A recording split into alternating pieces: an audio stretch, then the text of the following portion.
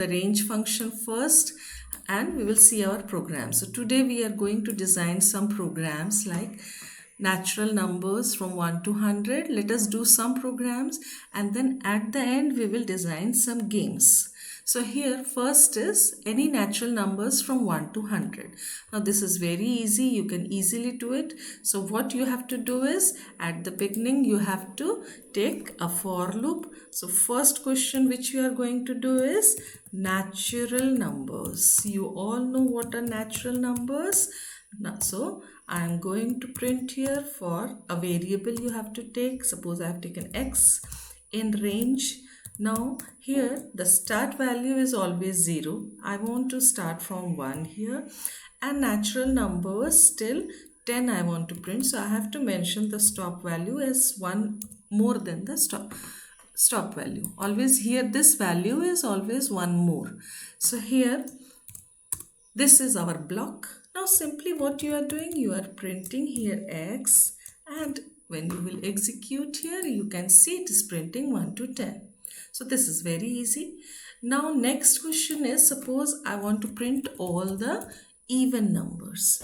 Now for even numbers what you have to do, you have to start from 2, and there are two methods to print even numbers.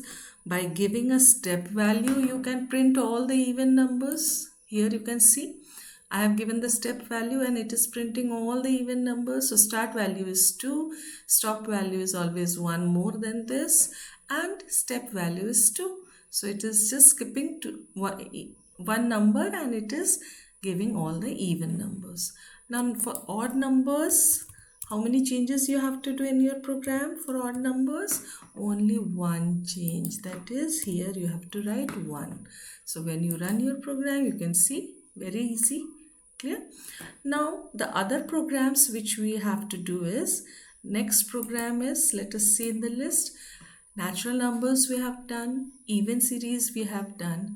Now table, factorial. Table is very easy. I will take one n variable from the user. I will use a for loop from 1 to 10 I will execute, and I will multiply by 10 I will print it. What is a factorial? Factorial means factorial of n is from 1 to n. All the numbers it will multiply and it will give you the answer. That is a factorial. Clear?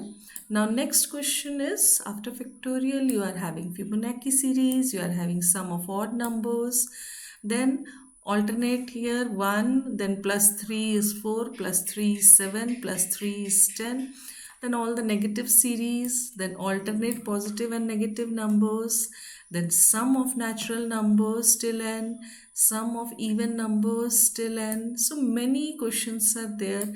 There are some patterns also, and finally we want to design some games. So let us design this table first and then we will go to the game program. So for the table what you have to do, you have to take a number from the user. So let us write the program. Table of a number, table of any number it can be, which user wants. So you have to ask the user to enter the number. So here you will take int input, enter the number, ask from the user, enter the number whose table he wants to see, and then after that you have to use a for loop and simply x in range. Now in table I want to start from 1 till 10, means 11 I will give here, then colon, and you want to print the table. Now how you want to print the table? There is a format. Simply you can write n star x, or you can write here n comma, then in double quotes you can write into sign, then after that comma, variable x value will be printed, x is in small letter, then you have to write equals to, so in double quotes you will write here equals to, and finally you have to write n star x.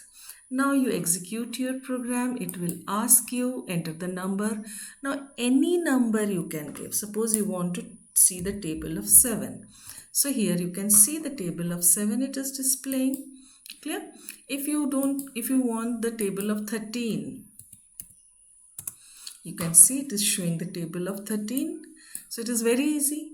Clear? Only what you have done, you have taken a number from the user, you have used a for loop. For loop is executed from 1 to 10, and simply it is multiplying that number, your n, which user has entered, with the value of x. So 1 by 1, x will give the value as 1, then 2, then 3. So this is the advantage of for loop. You can take any range, you can repeat any task a number of times. Suppose in your school there are 2000 students, you have to print the report card of all the 2000 students. Suppose all have taken 5 subjects.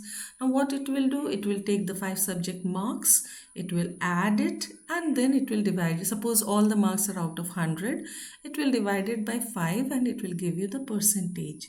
So this way you can design the report card format using for loop. So it is very easy. For 2000 students, only once you will write the program and it will execute. Now let's see what all games you can design here. Now for games, we will see some programs. KBC already you have seen in the last video. So KBC game show you have seen. Now today we will print some numbers horizontally, vertically, diagonally, and then we will ask the user to complete some series, some specific series which you know the pattern you know. So first let us print this one horizontally, vertically and diagonally. Now for this I have taken my program here. Now we will write the comment first. So let us write the comment. How to write the comment? This we have already done using a hash sign. So we are printing here 1 to 10 horizontally, vertically and diagonally.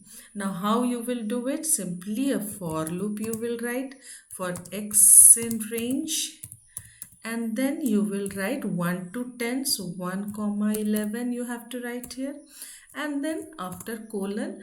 Now here you have, when you are printing horizontally, what you are writing here? X, and then you have to write here, it is ending with what? Now if you want to give space in between, so simply you will write here in single quotes or in double quotes, whatever space you want, that you have to mention. Suppose 1 space or 2 space you want. Now when you will run this program, it will print horizontally 1 to 10 horizontally. Clear? Now the same program I want to print vertically. Clear? So same program I have just copied and pasted here. Now for vertically, I don't need this end. Now when you run it, it is printing vertically.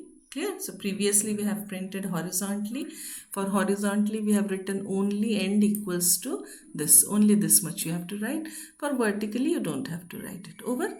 Now diagonally. For diagonally you have to learn a different thing. That is, I will use here one loop inside another loop. So here what you have to do is, you have to, now for this diagonally, I have to write here again. That is, for this is called a nested loop. Now nested loop in details we are going to do when we will do pattern, but since in this game we required it, now here what I am doing here, for y in range 1 to 1 comma 11. Now this is a diagonal one. So in diagonal what happens, in front diagonal, when x will be equal to, x will be for rows and y will be for columns. When x will be equal to y, so here you will check if x is double equals to y, then it will print value of x. So it is printing value of x. Else what it is doing? Else it is just leaving it. For leaving, what you have to do here? Simply print a space. Now, when you are printing it, at that time, what you have to do here? You have to write here end equals to quotes. Same way here, nothing you have to print, or suppose you want to print a 0, or suppose a space you want to print, and then you have to end here, end equals to quotes.